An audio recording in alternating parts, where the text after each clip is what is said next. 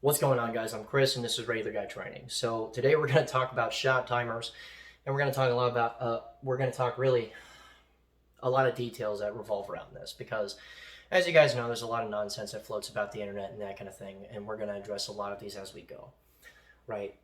Because those that train to a professional standard are going to use things like this, and it is for far more than what a lot of people make it out to be. Even guys that actually use shot timers right now, a lot of times um, can enter new pathways as far as what they're paying attention to and what they document and how they advance their individual training. Now, the first thing that I'm going to do before anything else is I'm going to address, like the primary criticisms or the primary little quips that people have for invalidating shot timers and that kind of stuff as a whole. The first one being this, okay, and there's a reason why this is up here. Sure, I've never heard a shot timer. Nobody has ever heard a shot timer in the middle of a fight. Nobody's ever heard a shot timer in the middle of a force on force class. None of that, right? Guess what these people have also never done? They've never flipped a tire, but you totally should, because it absolutely affects your individual physical fitness, which you should have in the middle of a gunfight. Okay. Guess what they've also never done? They've never decided that they were going to ruck up, throw body armor on, and get 12 miles in while they're doing their gunfight. They've never done free weights in the middle of a gunfight. This is ludicrous, just nonsense, really, that is used by people that are tired of getting outperformed by guys, and they invent excuses as to why it is that they're not a good thing to use. Okay. The next thing, and we're actually going to talk about this last, but people talk about ego boosters and flexing on people and that kind of stuff, and they also talk about it's very static in what it can measure. Why do you care about how long it takes to do a shot reload in a shot when it's unlikely that you're going to do that in the first place as far as the fight is concerned? Well, let's talk about this one first, the static and what they can measure. First of all, if you have to do a slide lock reload in the middle of your street fight or whatever job capacity or thing that you see happening, you better be able to do it with a sense of urgency, and you better be very used to doing it with a sense of urgency. Okay. That's number one. Number two, they're absolutely not static in what it is that they can measure, because you can break down a lot of different individual things if you're training to a professional standard and if you're monitoring the correct things other than overall time, which overall time does help, but there's a whole lot of other stuff that gets broken down in the middle of that a lot of times people that are anti-shot timer really don't see. Okay. Now, here's the big thing, and this is what guys use all the time as like the primary reason why they don't use shot timers, and it's just and the thought more than anything else is this: I'm not into stuff that's used to boost dudes' egos. That right there is ridiculous. It's absolutely ridiculous, because anybody that takes pride in literally anything that they do at all, anybody that takes any sort of pride in anything that they do at all, is going to have an ego. Let's just be fair, okay? Everyone that takes anything that they are doing to a professional standard has an ego. They have pride in what it is that they're doing. That's why it is that they're doing it at a professional level, okay? Guys that don't lose. It's just a fact. Now, there's two different types of egos for sure. Okay, and the first type of ego is pushed to action if they lose at something because they look at themselves as the issue. Like if I get run over by friends of mine, like my buddy Travis, he's one step ahead of me in handgun all the time, and he's one step behind me in rifle all the time, and we are both sick of that, and we're trying to outdo each other constantly, right? But what doesn't happen is we don't invent excuses as to what that person is doing is invalid. We don't sit there and go back and forth with how ludicrous what it is that they're doing shouldn't be done because it'll get you killed on the street, blah, blah, blah, right? No, what happens is a healthy ego is in place, and that forces you to action because you're tired of being pissed off, And I absolutely am a believer in bad losers, worse winners when it comes to that kind of mindset. Because you should be in a crummy mood if you're getting your ass beat by your friends all the time, or if you just individually in your own personal training are not at a standard that you want to be at, or if you screw things up or whatever. You absolutely should be a sore loser at it because it forces you to action. And to help your friends, okay, you should be a worse winner. You should be in that dude's grill all the time, being like, you are a loser, I am a winner. And that's the thing, is that we have, like, in our little circle of friends, we literally bow. Where if there's something that we got to get done, it's, you are a winner, I am a loser, and it's said basically exactly like that. And the problem is that people don't understand that. They look at that as an unhealthy atmosphere and everything else. No, what that does is it pushes you. It pushes you to do things. It pushes you to say, hey, I'm capable of doing this. Where the fuck are you at? And then, because your boys are really tired of hearing your shit, they do something about it. And to me, that's a very healthy way to take yourself to a professional standard very fast, because people pushing themselves is a good thing. Especially when we're talking about individual self-defense, defending you and yours, and especially your friggin' kids. Make sense? So, it's very simple to see. Now, we're going to keep on going through this, right? Oh, and here's the thing. When people go the other route with their egos and they try to defend their position and try to invent reasons as to why it is that they're still current, even though they're getting outrun by other people that have found better ways to do things, they're going to do the mental gymnastics required to invent invalid reasons for using things like shot timers and dots on pistols and compensators on handguns, because they can't find any other scientific reasons as to why it is that a dot is just a superior sighting system, or why it is that a compensator on a handgun and a flatter shooting pistol overall, especially with the fact that compensators are reliable with just 115 ball ammunition on the vast majority of handguns that are out now. They can't figure out any scientific reasons as to why, so they invent them. And when you start pulling mental gymnastics to keep yourself relevant rather than taking the steps to just be relevant, we have an issue. Moving on. Here's what they actually do. They quantify measurements of performance. And this isn't just in the overall action, this is in sub-actions as well. Okay, so we can sit there and we can look at how long it takes me to draw a handgun, fire 5 rounds, or how long it takes to do a shot, reload, and a shot, but there's a lot of stuff that can be broken down in the middle of all that. Okay, here's the thing. Okay, I can sit there and I can be all happy and whatnot that it took me like 2.2 seconds to fire 5 rounds from the hole, or 6 rounds out of the holster from concealment, and I'm real happy with that, right? But here's the thing, and there's other stuff that you can document within that. It's not just a 2.2 seconds. Okay, it's the individual splits.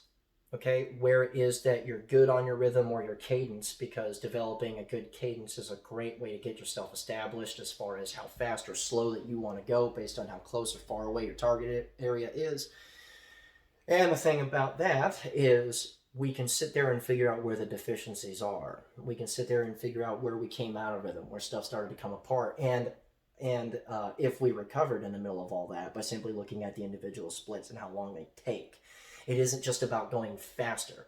It's about being able to diagnose where things came apart at particular moments based off of what you saw real time, and then using that to improve your individual performance. If you think that the human brain can't track things that fast, you're fucking wrong, because it can, especially when you start to speed up your brain with the game, right?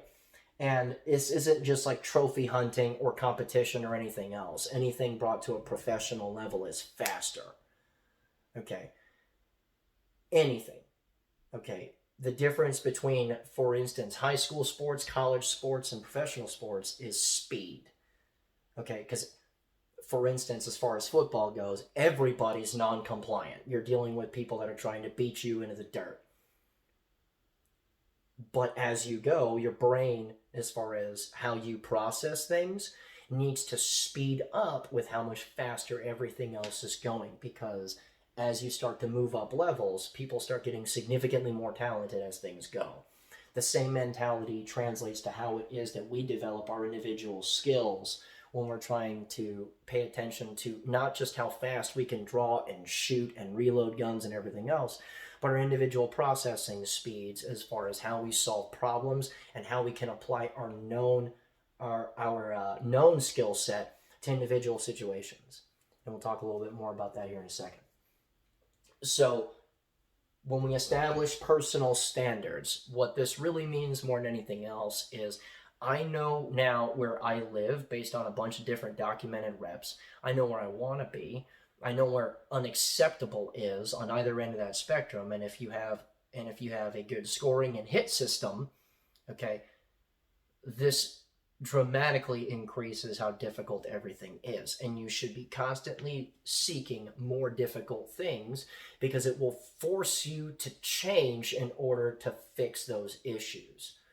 Now, that said, let's talk about, personal standards and how all of this speed talk affects our decision making.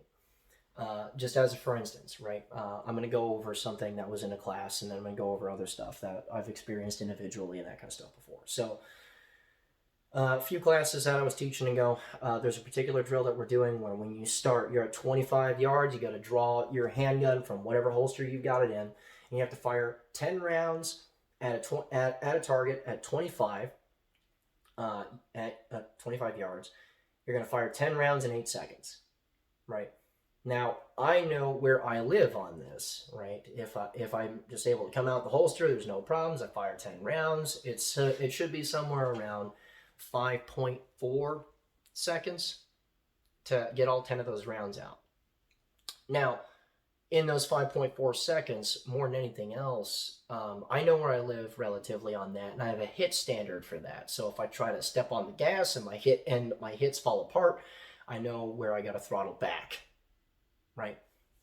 But that said, this individual thing that happened, okay, in this particular circumstance, I drew the handgun, got about 4 rounds off, and ended up with a type 3 stoppage.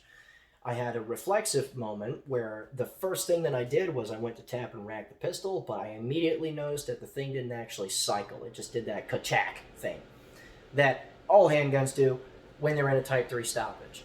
Immediately after getting that feeling and sound, because I could hear stuff too, okay, I quick glanced, figured out that this is a type 3, one of the 2 type 3s that you can get, and that would be a failure to extract. So I seen the case that was in there, applied the fix for that, which is magazine out, whole action goes forward, magazine back in, jack the slide, spent case comes out, and I went right back to work. And by the way, all 10 of those rounds got fired inside of 10 seconds. 8 seconds. It was a 7.33, right? But here's the thing. The entire time that was going on, I knew I had time. And the reason why I knew I had time and I was working within my own individual standards as far as time is because I know how long it takes me to do this without any problems. And I know how long it takes me to clear a type 3 stoppage under this to start circumstances instead of just going straight to fixing it, because about nobody does, right? They go straight to an immediate action. If that doesn't work, that's your remedial action, right? So that's the thing is under those circumstances, I know I can get that done inside a second and a half, get all that knocked out and get right back to the shooting part. And I knew I had 6 rounds to fire. I knew what my split times were as far as that individual thing is concerned. And I added a grand total of 2 seconds. Right?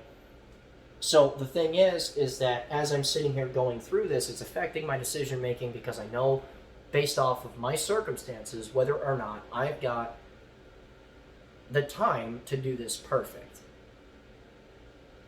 Now, that's just on a flat range, and that's individual skill stuff, okay? So how does this apply itself to, real world or on the street? Because everything that these idiots are hearing right now is stuff that'll get you killed on the street, buddy. So let's apply this to force on force, okay? We're going head-to-head with some guy. Either it's in a military capacity and we're trading sims at each other with like M4s and stuff, or it is a individual self-defense class and everybody's running around hanging out.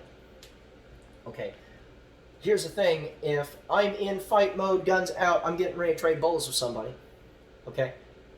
And I have some sort of problem that happens to my gun in this exact moment that I figure out that I have an issue with my handgun, a quick observation of the area that I have around me, because I took all that information in as I was approaching the situation rather than trying to take in my world as I was getting there, i.e. in the real world, stay out of your fucking cell phones.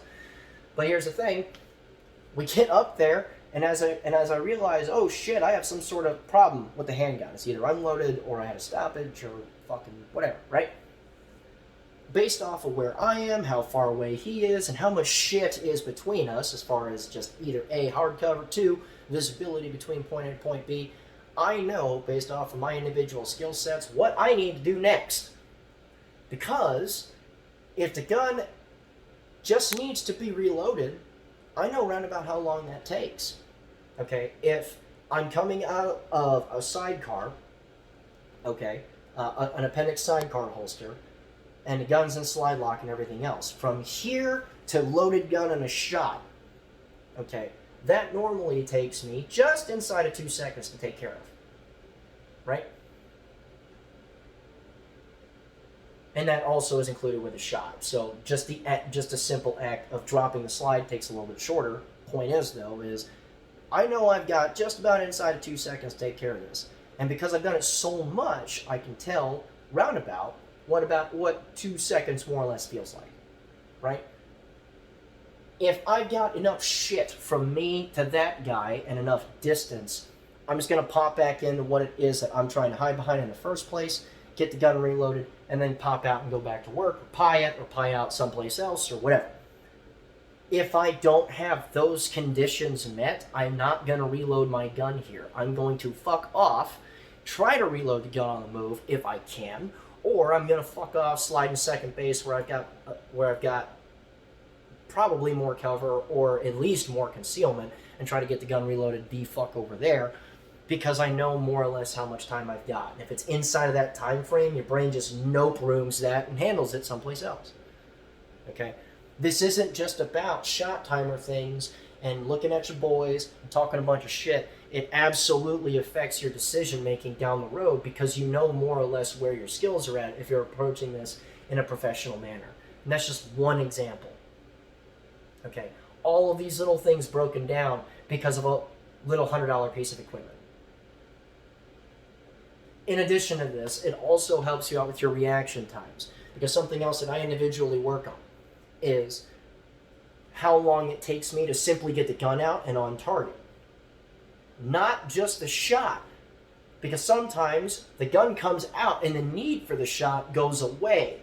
If I don't have to shoot somebody, I'm not. Okay? But reacting too slow to things could evolve into a shoot. Does that make sense? Okay? Because more than anything else, you're just trying to get home and you're trying not to shoot people.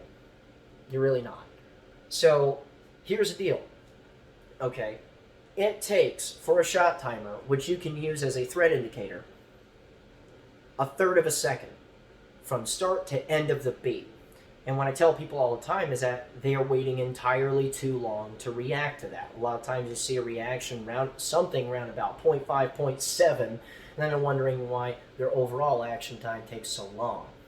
Okay, because it'll take way too long to react to that thing. Right? And if you don't believe me on the 1/3 of a second part, set your shot timer to 1/3 of a second as far as a part time, and you'll just get one long beat. Okay? So what you are more conditioned to at this point, if you've done this correctly, is reacting the second you start to hear sound or threat cue, to starting to get the gun out. And once the gun is out, I can make other decisions. But that is something I absolutely train on, is getting the gun out, especially if the lights are out. Like, I'll turn the lights out and I'll measure how long it takes me to react to that shot timer and put a light on a surface. Either it's straight out in front or baseboard or umbrella-ing. There's various techniques for why you're going to do all of those things. But the point is how long it takes you to react to stuff. Because if you take entirely too long to react to things, there's never really a good result, ever, for taking too long to react to things, to not committing to a decision and going from there. And this has nothing to do with even shooting at things. Okay, so something as simple as that you can use to just program yourself on how to react toward things. Okay, and for probably the fourth time now, this drill specifically has nothing to do with the shooting part. It's simply you getting a gun out, okay? For instance, that guy at that gas station, he tries to ask you for change or whatever. You tell him, "Nah, it's cool. I don't carry, I don't carry cash on me." And then this starts to evolve into a robbery. Dude starts to fucking take a knife out. You hear or see this dude's knife coming out, and here we go. Here comes a gun, and now we're at a point where we're starting to backpedal, and we're paying attention to the target area now, because this is a target area now, and we're trying to see whether or not he's going to try and advance at you. This isn't at this exact moment a reason to shoot, right? Just as a for instance. And the mere presence of that gun, because that reaction was fast enough and that gun came out quickly because you're used to working under a sense of urgency, that diffused the entire situation. He fucks off, you call the cops, you do your statement, done. Makes sense? So it's as simple as that on a lot of different things. And again, this is just one example. I could go through many, many more, but this video would be several hours long. And we're probably on track for an hour anyway, because we're at 20 minutes. Okay, so the personal standards thing is very self-explanatory. I went over it briefly, and those should be constantly evolving. And here's the other thing, guys that actually use shot timers and that kind of stuff. If you have personal standards, don't wait until you hit those personal standards. Wait until you're close before you push those personal standards toward more difficult land. Because if you're just trying to meet a thing, you'll plateau. It's as simple as that, right? Here's the other thing too. When you have personal standards that are established when it's warm outside and that kind of stuff, then you can absolutely get into things like this. Affects a different conditions pose. So when it's nice and sunny outside and everything feels good, we have our best times easily. Right? We have our best times, we have our best threat responses, we have our best problem solving and everything else, right? Then it gets real hot, and people start getting a little retarded when it starts getting real hot or real sweaty or whatever, right? That's an effect, that's an environmental effect, and we can start to see how that affects you individually. Much more than that, when it's real cold outside, and when you start adding layers and that kind of stuff, we can see whether or not there is an acceptable amount of sluggishness that gets added to what it is that you're doing. My acceptable downgrade from my personal standards is 0.2 of a second as far as getting a gun out and firing a shot, just as an example. There's a million other things that factors into, but that's not the point. The point is that 0.2 of a second, as a for instance, getting a gun out of a holster from concealed and firing a shot. Now, if it's far, far more than that, either A, we have to work on drawing those handguns with all that extra stuff on, or you need to start changing how it is that you wear clothes. For instance, now that our times are slower and everything else, and it's too much, like it's over a half second, I hate this, I need to be able to fix this, right? So this changes from really huge heavy jackets all the time and everything else, unless it is actually that cold, then we have to augment ourselves, and again, acceptable stuff is acceptable stuff based off of circumstances, right? But as for instance, if it's like Tennessee winter, right, which is never truly, truly cold, what it turns into is, okay, well, I have moisture wicking base layer, some sort of fleece underneath that, and then I have a hoodie. But before I throw the hoodie on, everything else gets tucked into the pants that I'm using to carry my gun on. So that way, if I'm carrying the gun, just the hoodie comes up, and I can still be very close to how quick I am on, during like the summer, as a for instance, right? So you're going to have to start changing things to augment your own stuff there. But that's the big thing about personal standards, is that it forces you to change up rather than just accepting things as good to go and making shit work. Sometimes it's not good enough. And that's the biggest thing about shot timers, is good enough is absolutely not good to go, and it shows you that. Okay. Accountability, and that's the next thing. Okay, that was a good little segue into that, because good enough is not good to go. Because everyone that's used a shot timer before has a personal standard, and there are a lot of times where that timer goes off and you get that gun drawn or whatever, right? You do a particular thing and that felt real good. And then you look at that shot timer and it was really slow. Like instead of a stopwatch, we should have timed you with a sundial. Slow, right?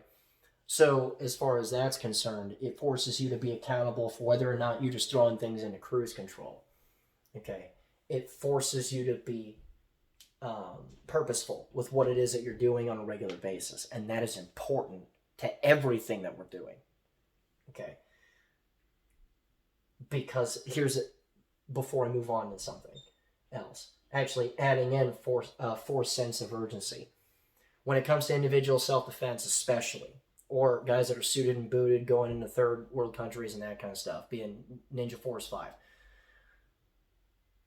You have to have a sense of urgency. There's no screwing around and just kind of ho-humming it and doing whatever. You know, that 100-yard line shot with a rifle on a guy that's barely exposed is not going to be all like, no, you're going to get the gun up quick and then try to breathe it out, calm yourself down, and place a shot. Or, you know, that handgun shot that you got to take is not going to be one of those smooth, air out, going to get nice and comfortable, bang kind of deal. No, the gun's coming out fast, and then you're going to do everything that you need to do. Again, if you're doing this at a professional level, to slow down right at the shot instead of everything else. Okay. It forces that sense of urgency, and it forces you to fumble fuck with your hands and everything else so that you're used to doing that. So then when even more difficult stuff happens in your training, like in classes that you're dealing with and that kind of stuff, now I can also add in dealing with shitty humans.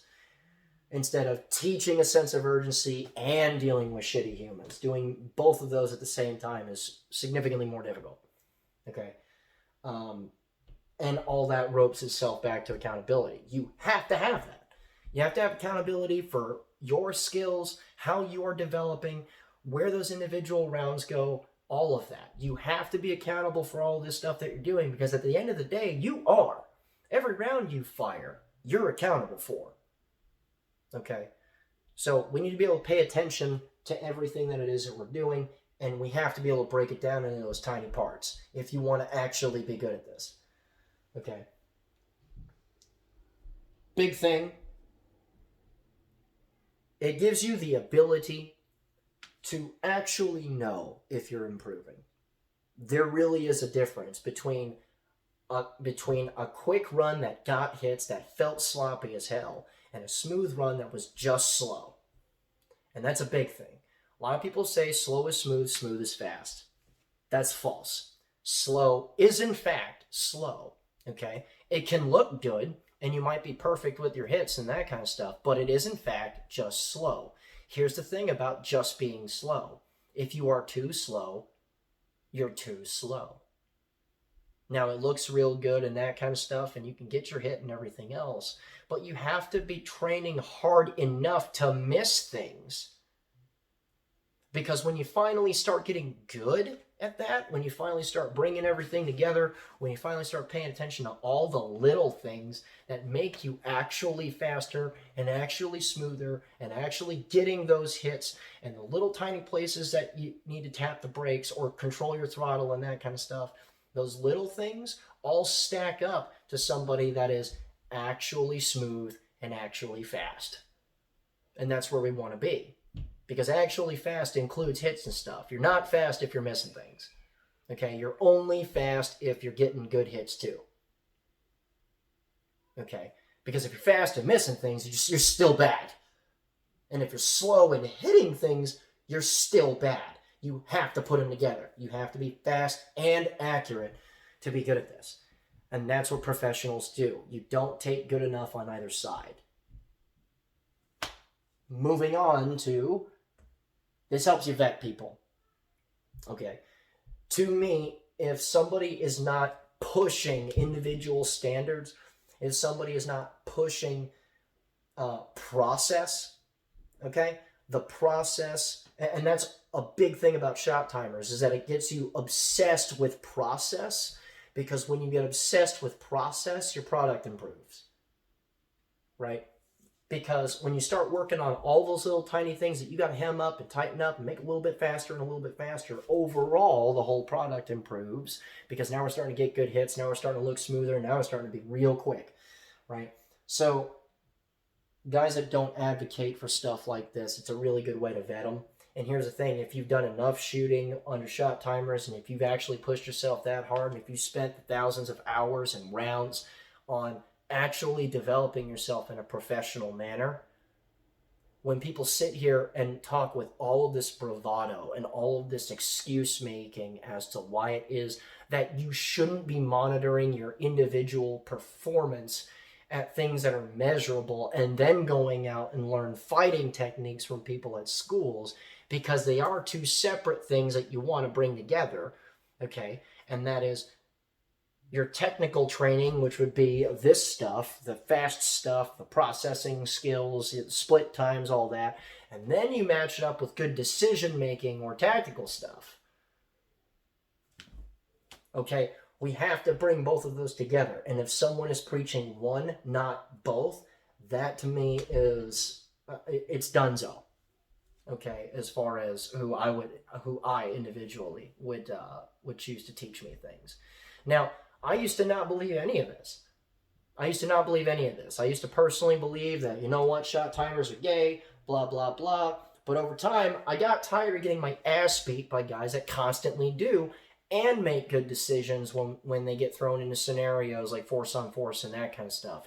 And here's the thing, okay? I absolutely have an ego.